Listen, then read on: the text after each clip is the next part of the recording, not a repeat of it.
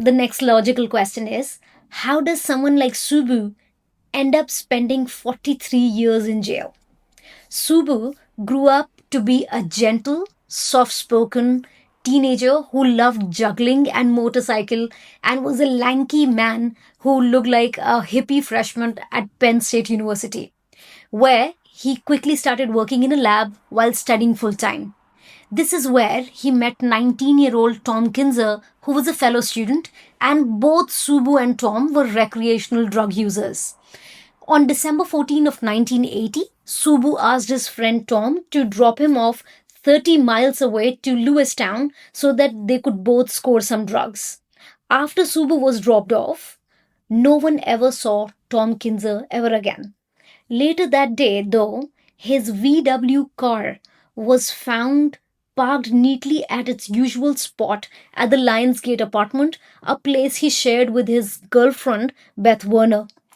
Inside the car, there was nothing disturbed or out of place. A few days after he went missing, Tom's family and his girlfriend put up missing persons posters and even spoke to Subu on the phone. It was only 9 months later, on September 27 of 1981, when hunters stumbled upon a sinkhole in the Harris Township Golf and Game Association property where they found the skeletal remains of Tom Kinser. At this point, Tom was just a bag of bones, and his remains were tossed in three different body bags. When the body was scrutinized by the pathologist, he identified a single gunshot wound in Tom's skull. It was theorized that Tom was killed with a .25 millimeter handgun, since a .22 and a .25 shell casings were found near Tom's remains. The police initially spoke to a lot of people that they suspected, but later they zoomed and zeroed in to Subu alone. But despite all this, the police landed on a shaky theory that Tom was shot by a .25 caliber weapon. They later asked a man in town by the name of Daniel O'Donnell, who was already in trouble with the police.